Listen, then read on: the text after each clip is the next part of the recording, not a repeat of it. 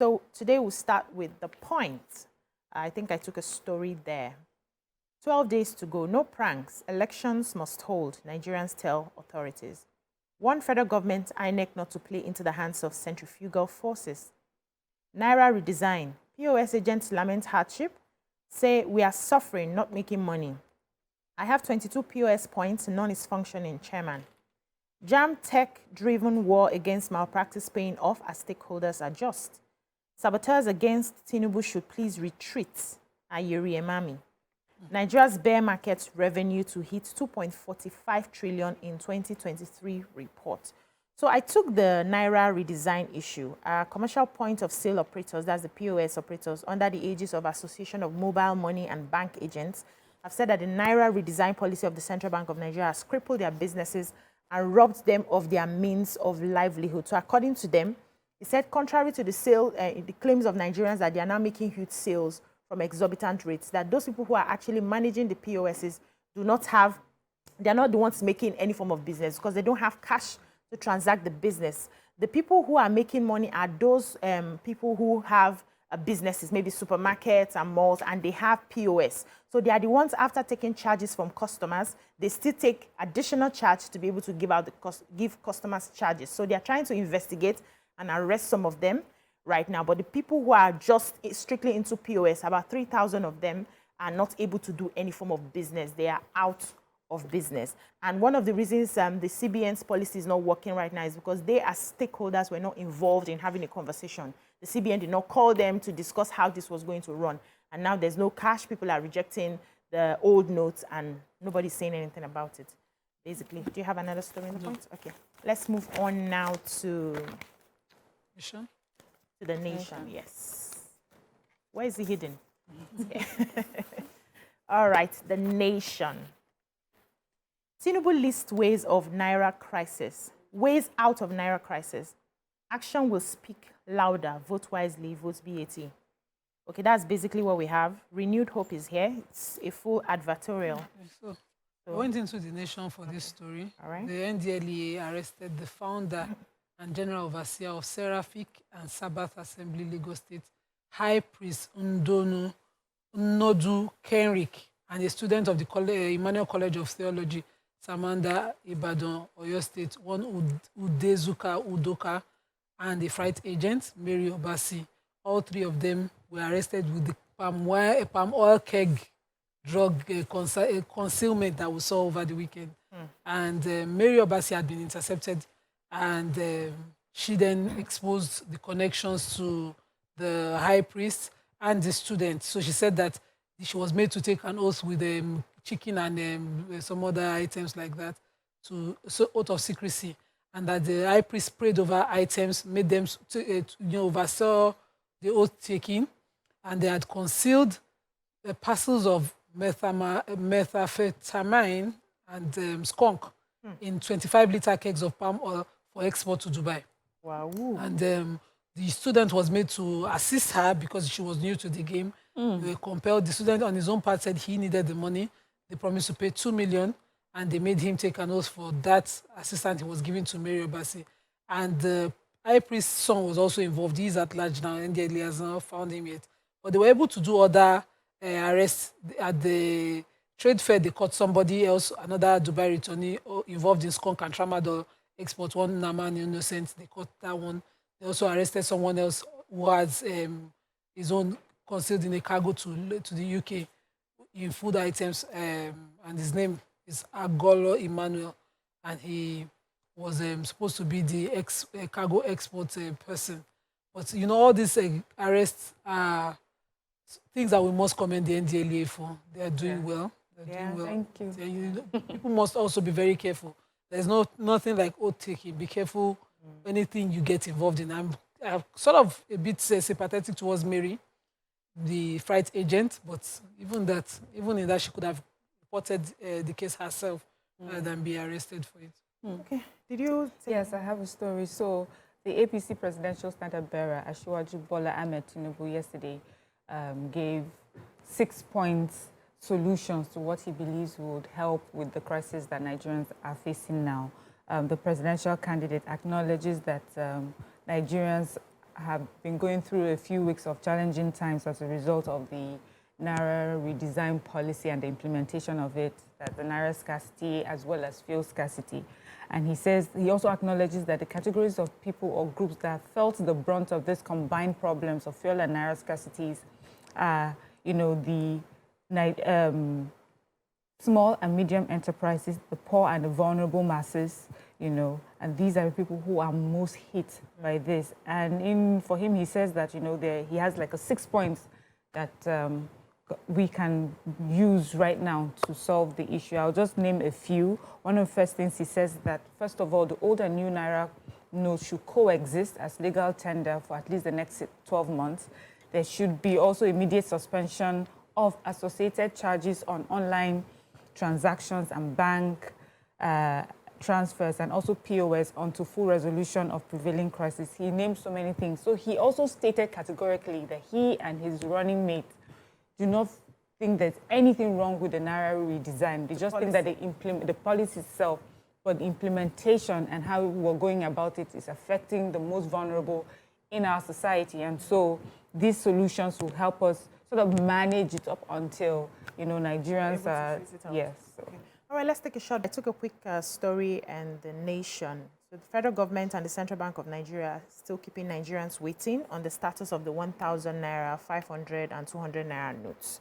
So despite the Supreme Court order extending the old notes phase-out deadline, also the International Monetary Fund, that's IMF, and the World Bank and government are maintaining silence. Nobody has spoken. The CBN hasn't given any circulant. So a lot of people are rejecting the old notes. They said when they go to the bank, so people who have been market women, transport, bus drivers, they said when they go to the bank to change or to pay in the old notes, the banks are rejecting them. So the market women are saying that they can't sell their products for free since the banks are not even taking the money. They would rather take their wares back home.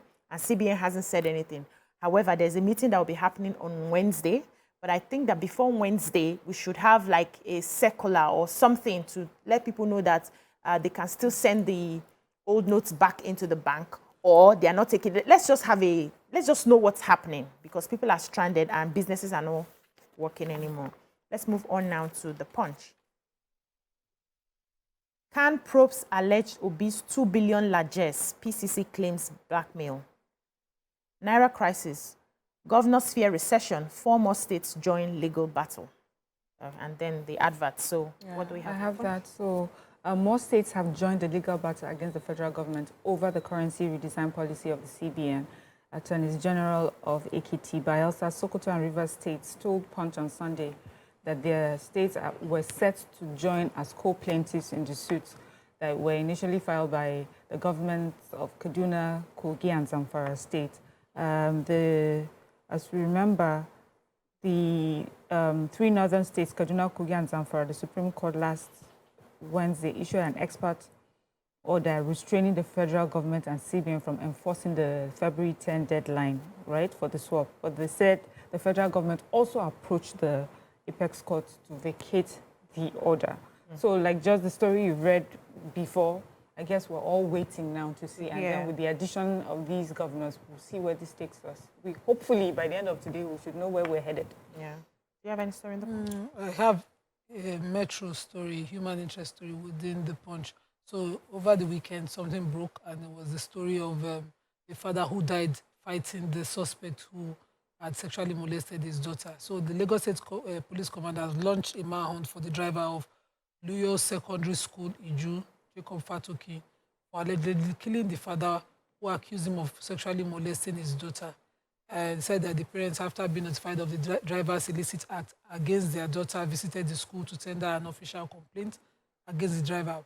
The owner of the school, after listening to the parents who narrated what happened to their daughter, invited the driver, who immediately denied the allegation, and this enraged the people's mother.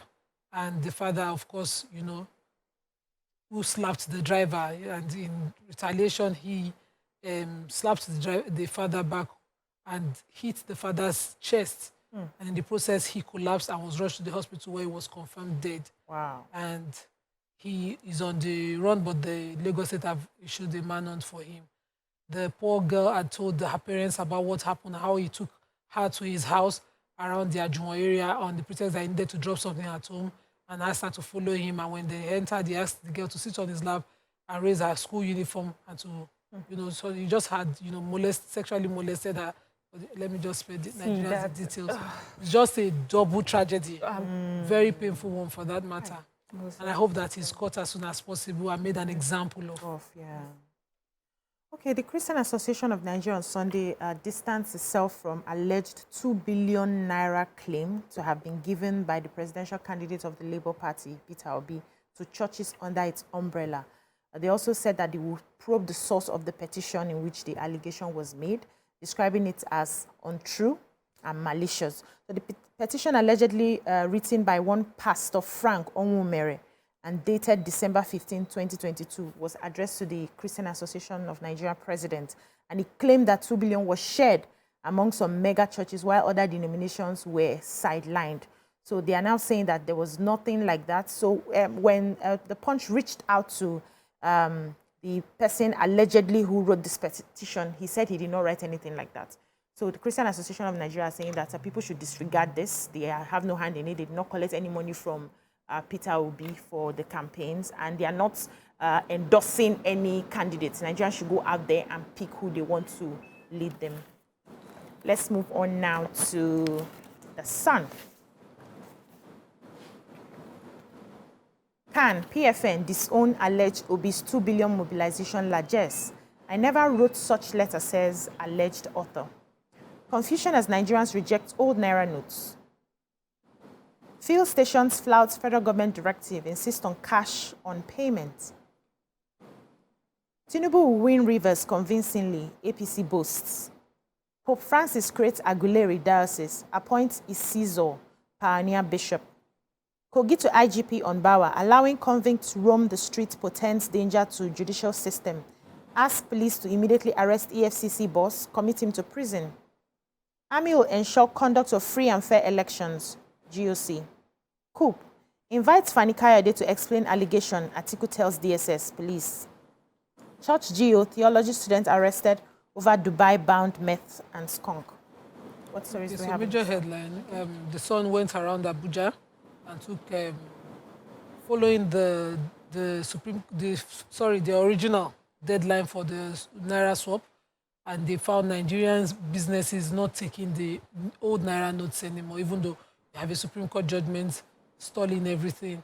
Nigerians, according to them in Abuja, have stopped receiving the note. They refuse to trade in that and insist on only new Naira notes. And basically, that's the report. They went further to give the history of what had happened and the present situation. But in Lagos, I'm very clear. Because yesterday, throughout the weekend, going out and shopping, we spent the old Naira note, and it was received. Well received, yes. Wow. In the Yanoba market where I asked to shop, they received any note. So any note you bring? Any note you bring. Yes. I haven't had that on you. either. Okay, you've been spending the old notes as well. I've stopped spending. I've not been buying anything. The other day, I bought vegetables from Malam, and the Malam said, transfer to me, I have account. I was shocked. So we had to, leave the road park. And then we did a transaction. And I gave him the name, and he was like, it's my son's account, don't worry, he'll tell me. Madam, be going. Yeah. I was like, okay. Yes, me too. Yesterday I bought Belongo, Suya. And you transferred? Well, it wasn't even the same for me yesterday. We bought face caps, where roads, trade, whatever. I waited for another 10 minutes before the alert would come. Kept waiting. But they are not allowed to go. Wow. All right, let's move on to the Vanguard.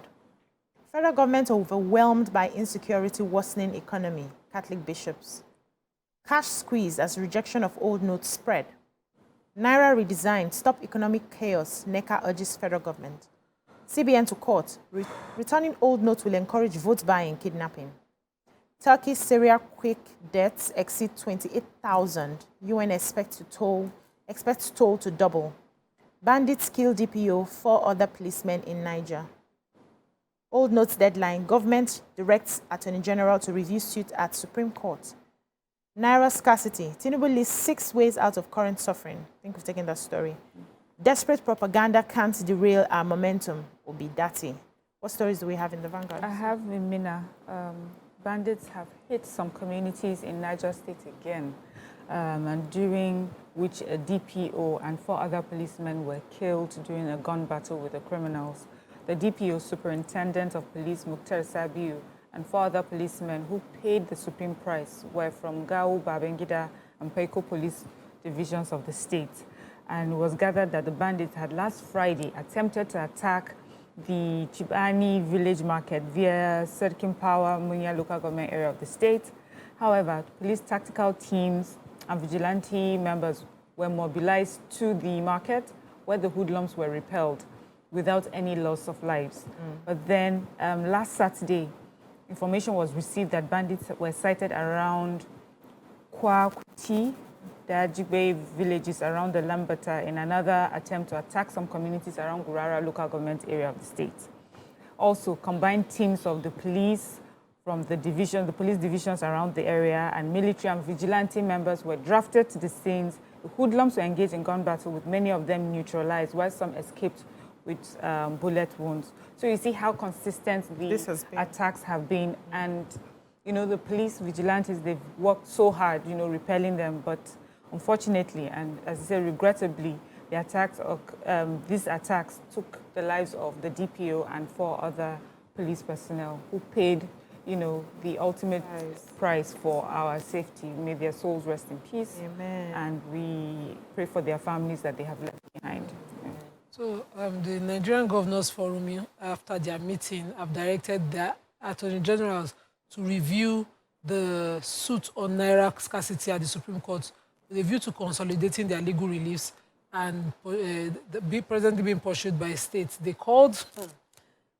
wrote a communique and they called the CBN, called out the CBN that the CBN is currently pursuing what they described as a currency confiscation program and not a currency exchange policy. They said that what we are going through right now might result or induce another recession, and that the Apex Bank did not take into consideration the increase in the size of the country's GDP before they did this, and that they are also not looking at the consequence of it. And across states, they have different experience of, you know, their residents depending on the level of businesses, and they said that they feel the pain and they're determined to employ all legitimate channels to ease the situation across the country on this. So the Catholic Bishops' Conference of Nigeria, CBCN, said yesterday that the federal government seemed to be overwhelmed and unconcerned about the rate of insecurity and the nation's worsening economy. So the bishops described the development as disturbing, saying the future of the country looked bleak. The president also, that's the Archbishop Lucius Ugoji, spoke at the opening session of the 2023 First Plenary Assembly of the body in Abuja with the theme Citizens' Participation in Good Governance. So he went ahead to reel out all the issues bedeviling the country, from banditry to kidnapping to the fact that there's a cash crunch right now that we're all going through. A lot of people do not have jobs, they are resorting to crime, and that everything, plus the fact that our debt is rising on a day-to-day basis, we're losing our economic source. It seems like the government is overwhelmed, though they are claiming to be on top of it. And this is the time Nigerians have to pick up their PVC and vote wisely so that these sort of things are solved and we don't keep going through the cycle of having bad governance over and over again. So it was just... Okay, yes, I think that is all we...